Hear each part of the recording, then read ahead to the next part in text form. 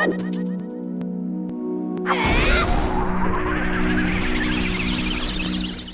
from The Legend of Zelda Majora's Mask. This is the only boss where fighting with your sword is necessary.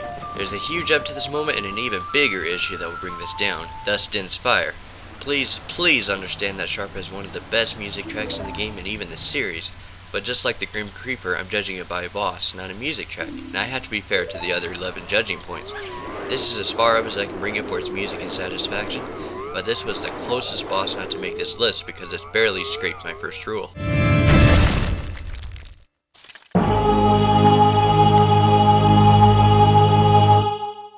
The giant hard Hat Beetle from The Legend of Zelda Link's Awakening.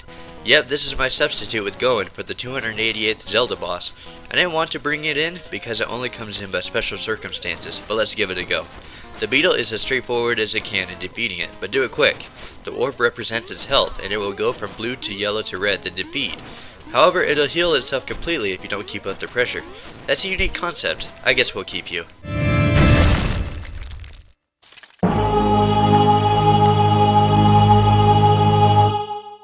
Vitreous from The Legend of Zelda A Link to the Past. The first thing you'll say is, oh, sorry to walk in on you. Wait, this is a boss? I don't care if you call it ice slime or whatever, the way it's spread across the ground will give some Zelda players uncomfortable thoughts about some public restrooms. No, it's not just the design. Vitreous will spontaneously expose its eye and shoot lightning down towards Link, which is incredibly predictable and all you have to do is poke at the eyes. Just don't look at the spot it's been at when you've killed it.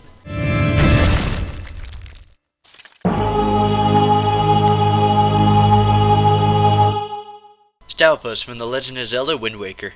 This one really takes its time setting up the threat. After you kill the first one with the bomb and a few hits to their dismembered head, 3 more will start appearing in a rather underwhelming fashion. What doesn't make that part complete is that they don't storm you, but take you on one at a time. One thing to say, don't judge them by their appearances, they will hit you hard and send you flying.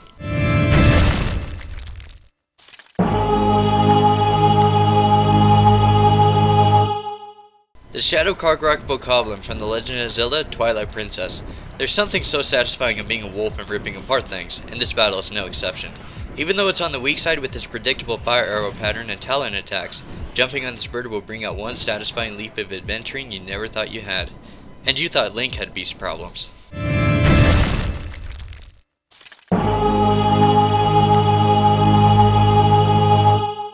Master Stalfos from The Legend of Zelda Link's Awakening. Before you ask, I'm not giving this guy any defense. He is a terrible and stupidly persistent boss. So why is it ranked up this high despite that it does the same slow and very repetitious movements?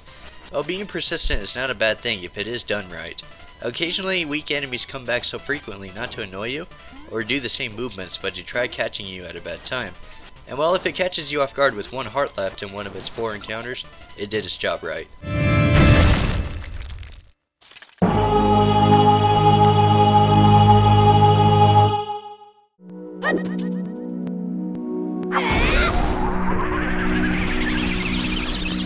Big Octo from The Legend of Zelda Wind Waker.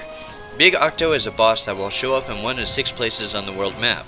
Since some consider it annoying enough to keep away, I've heard some call it fun and try hunting it down. This is the boss where I've heard the most different strategies to use against it. I've heard some say they use bombs, some use arrows, some use the boomerang, and some use the cannon on the boat. I don't know what's fact or fiction about that, but I do know this. It seems to draw the general, but not all, conclusion that it's an unnecessary encounter.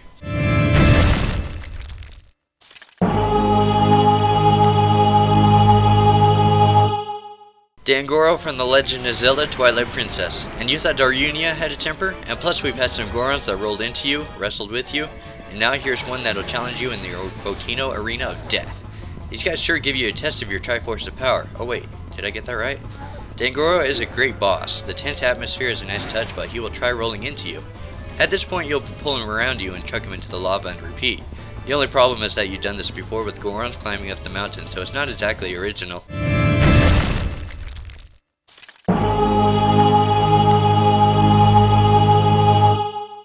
Igganame from The Legend of Zelda Oracle of Seasons. This is a hit or miss boss, depending on how you pay attention to detail. I apologize for the lack of detail in the video, but there's a flickering shadow lingering underneath the real version when it splits itself up into 3 parts.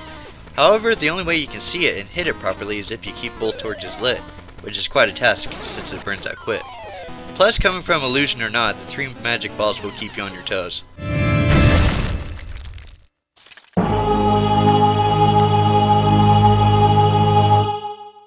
Calamara from The Legend of Zelda Oracle of Seasons. This formula seems familiar. 3 enemies, 3 fireballs, but no illusions this time. These 3 fish will expose themselves and open fire. To fight back, you must yank them out of the water, throw them on land, and then hit it while it fights its way back to the water. It's pretty much like the last entry, just a couple more that joined the firefight.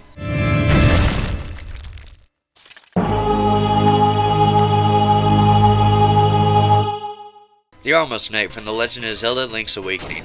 This one is jumpy, literally. It will keep jumping and stunning you, which is rather effective, especially since you're in such a small space. The big plus is that it will jump more and more often when it takes damage, which may mess up some Zelda players' plans in predicting it. However, for some other Zelda players, they'll keep it pinned to the opposite wall with their sword and arrows and pin it quick.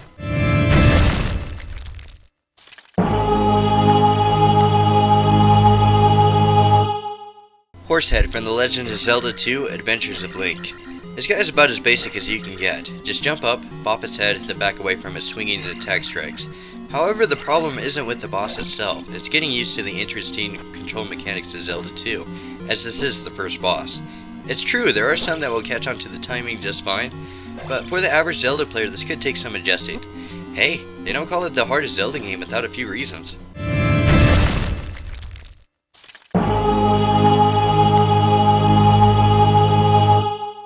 Swoop from The Legend of Zelda Oracle of Ages. This one is unique. It'll fly up and try trampoline bouncing onto you. Of course, this makes things predictable and nothing else to mention, except you can fall through like Moldorm and have to fight your way back up if you fall.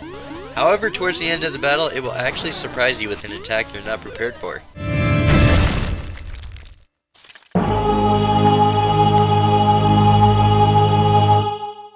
Eyegore from The Legend of Zelda Majora's Mask. This is one of the shortest enemies on this list, but it does have a decent design and attack. And just look at that eye. Interesting, but a few arrows will bring it down.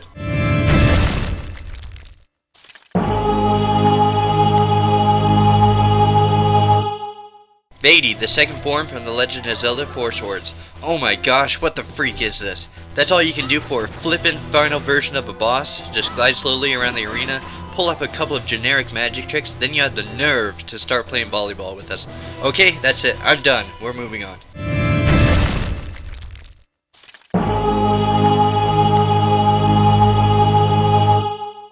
Genie from The Legend of Zelda Link's Awakening. I seriously wish I could control which bosses I can remember or forget, because this one has probably left the biggest stain on my record. For those who aren't familiar, this Genie will pull off the worst one-liners and pester your mind like an immature child. To top it off, it's a really tough boss for a second dungeon, causing some Zelda players, yeah, we'd better not go there with that combination.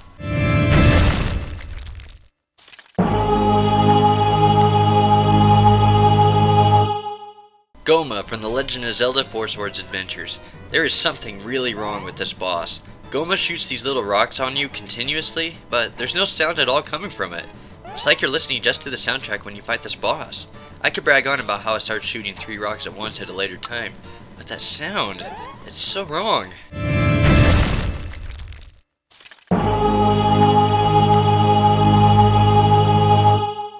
Facade from The Legend of Zelda Oracle of Seasons. Hey, it's a boss you can walk all over on. Nah, I'm kidding, but Facade is a face on the ground that will slip in and out of the room trying to attack you.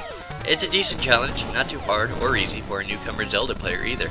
It has some nice traps and attacks like pulling out holes in the ground and shooting fireballs around the room. The way you kill it is timing your bombs when its face appears. Very well done, boss.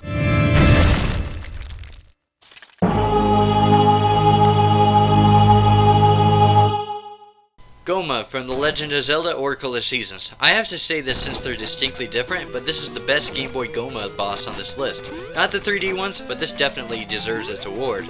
This Gohma is awesome. Its claw is really threatening, especially if it grabs you and starts smashing you. Don't think it'll let you get its eye that easily after you destroy the claw. It'll start pulling up some small minions to start protecting the weak point. I could mention the hearts they give you, but in this case it seems to balance things out just fine.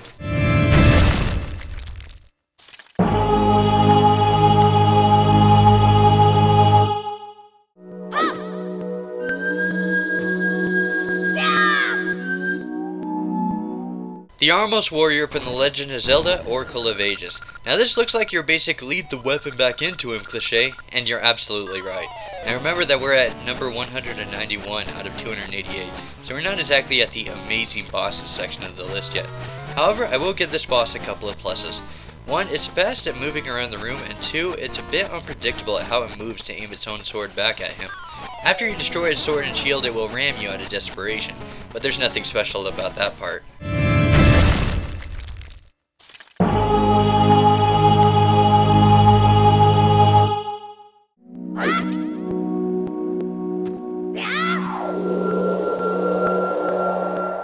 Gooma from The Legend of Zelda 2 Adventures of Link. The more I think about this boss, the more underwhelming it seems to get.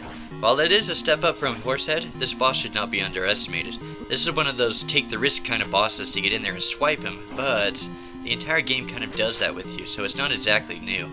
Just think Horsehead with a longer range of attack.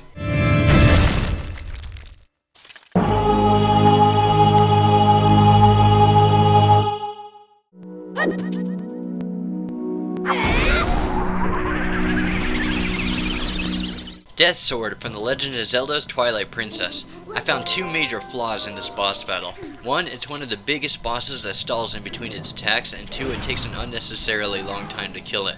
There's nothing wrong with long boss battles as long as it keeps variety and changes over time. However, it doesn't do that as the battle drags on and on and on. It would have been much higher if we didn't have to say, finally, it dies!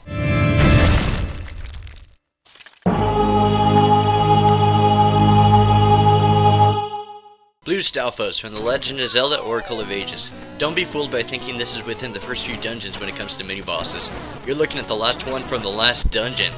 Blue Stalfos will swirl up and shoot these magic balls that will turn you into a baby for a moment, but you'll catch on instantly that you can swipe it back towards him and change him into a baby.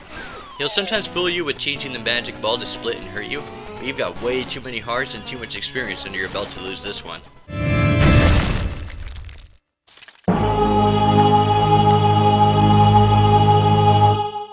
Wizrobe from The Legend of Zelda Majora's Mask. This must be Meg's brother, doing the spinning and the illusions, but no, it stands on its own ground. Wizrobe shows up a few times in the game. At first it's a simple search and shoot scenario, but a few things will change over time, like the room size. It's not a slowpoke, so if you take too long searching it out, it'll freeze you. To add that to the top of the pile, it'll put an ice effect on the floor. Most will have an easy time with this boss, but there could be a handful that could struggle with it.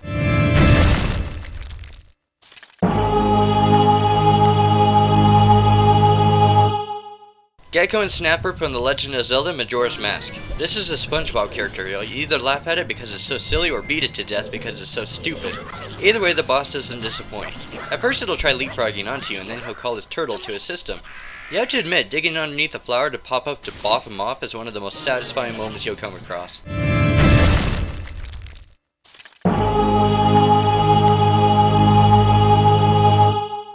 Stagnox from The Legend of Zelda Spirit Tracks. Now what do I say here? Should I mention the purple butt or how fun this boss is for a first dungeon? Sorry, talking to myself. Stagnox is an appropriate first boss, but not exceptional. You have to get behind this bug then swipe it, but the fun doesn't stop there. It'll then take to the skies then plant its attacks.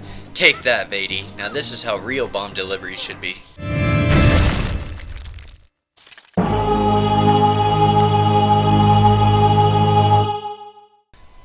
No, leave it in there. You're better off. That Four Sword must have cut your intelligence too. Darazol from The Legend of Zelda Four Swords. Anyways, after you cut Darazol out from its supposed eye scrape, you have to use Pegasus boots to pin it against the wall. And thankfully Link, or the Links, have enough intelligence to do that as a group. It'll then start creating duplicates, then you have to find the real one. Then shrink in size and move at its fastest when preparing for the final hit.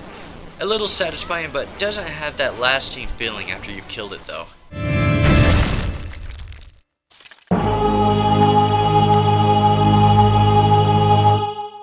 Dark Lizalfos from The Legend of Zelda Skyward Sword. Well, now these guys are fun, and they're not afraid to get in your face about it. These guys have shields to block your frontal assaults, and not only that, they'll whack you at every chance they get with their tails. It's definitely in the league of being a cool mini-boss, but that's the problem. Because they're mini-bosses, they'll die sooner than you want them to. If it would have added more tactics, this would have been way higher.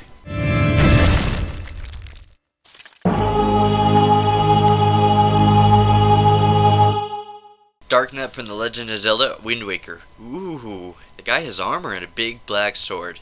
Admit it, sword-to-sword combat is some of the coolest things in the Legend of Zelda series, and this is definitely no exception. It's kind of weird to describe these battles because it's a simple matter of dodging his sword strikes while getting through a weak piece of his armor to cut it off. Even though this guy is admittedly easy, jumping through the air to whack its head and different other sword strikes can't get any better than these moments.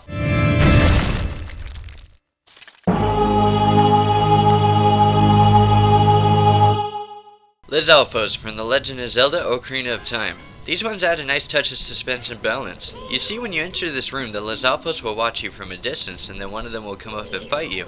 They're very cool and fairly quick, sometimes resorting to a quick leap and slash from behind, which will catch some Zelda players off guard. This is the first mini-boss in the game, and I applaud how well it did come out for those craving adventure.